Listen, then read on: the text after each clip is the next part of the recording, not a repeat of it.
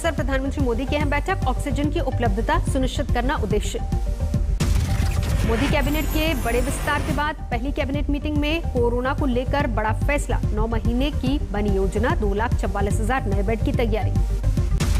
संसद के दोनों सत्र में साथ साथ चलेगी कार्रवाई, कोरोना सर्टिफिकेट जरूरी नहीं लेकिन आरटीपीसीआर अनिवार्य।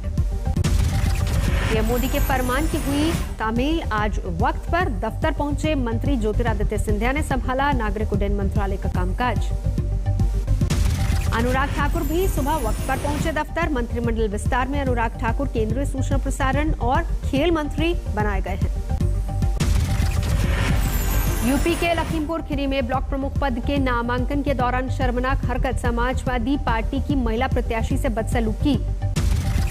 अखिलेश यादव से मिलने लखनऊ पहुंची पीड़ित महिला प्रत्याशी और प्रस्तावक, कल की घटना को लेकर की शिकायत। हम कल पर्चा भरने गए हुए थे, तभी मेरा पर्चा फाड़ दिया गया और झगड़ा हुआ, मेरी बैग छीन ली, उसमें मेरे पैसे थे। फतेहपुर में भी भिड़े बीजेपी और समाजवादी पार्टी उम्मीदवार, ब्लॉक प्रमुख नामांकन के दौरान मची छीना झपटी। ललितपुर में भी हंगामा, विरोधी दल के उम्मीदवार को नामांकन करने से रोकने की कोशिश। ब्लॉक प्रमुख चुनाव के नामांकन को लेकर यूपी में जगह जगह बवाल, सीतापुर में चली गोलियां, 3 घायल। एटा में भी ब्लॉक प्रमुख नामांकन के दौरान बवाल, पुलिस की मौजूदगी में भीड़ ने किया पथराव। कानपुर देहात में ब्लॉक प्रमुख के नामांकन के दौरान बीजेपी विधायक की दबंगई, हाथ जोड़ती रही एसडीएम। अलीगढ़ में ब्लॉक प्रमुख चुनाव के लिए नामांकन के दौरान समाजवादी पार्टी कार्यकर्ताओं और पुलिस के बीच झड़प, पुलिस पर पक्षपात का आरोप। सहारनपुर में आरू की गाड़ी के सामने लेटी एसपी प्रत्याशी, फोटो अटेस्ट न होने पर रद्द हुआ था नामांकन।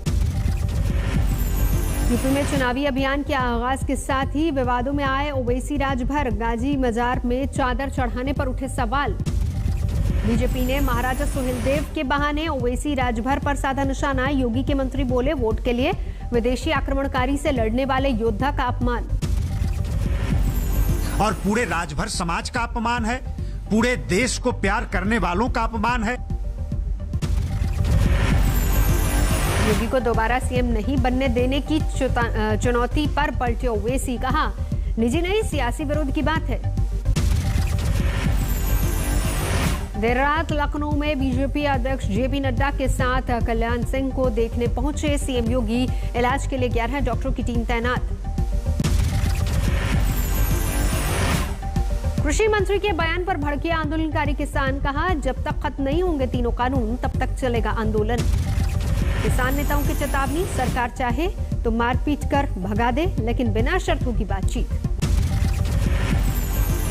ये कह रहे हैं कि हम शांति से बैठे, हमें छेड़ो मत। यहाँ पे सरकार ये कह रही कि यहाँ से चले जाओ,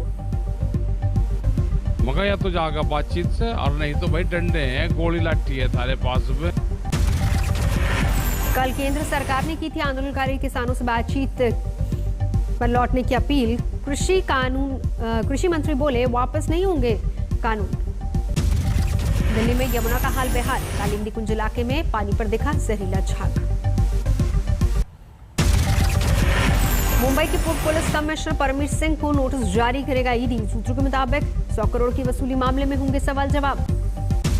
मुंबई पुलिस की लंबित एपीआई सचिन वाजे का कल बयान दर्ज करेगी ईडी, तलोजा जेल में ही होगी कार्रवाई। एंटीलिया कांड में मुख्य आरोपी है सचिन वाजे, 100 करोड़ वसूली कांड में आरोपों में भी वाजे अहम किरदार।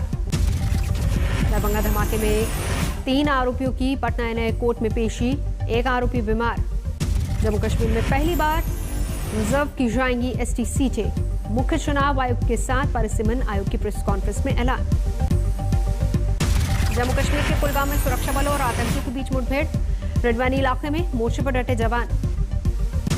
कुलगांव में 2 से 3 आतंकियों के छिपे होने की खबर, एक घर में छिपे आतंकी।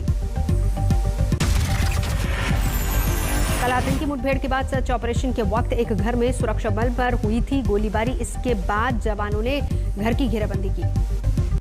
सोपोर में आतंकियों की गुप्त ठिकानों पर सुरक्षा बलों का छापा, भारी तादाद में हथियार और गोला बारूद बरामद।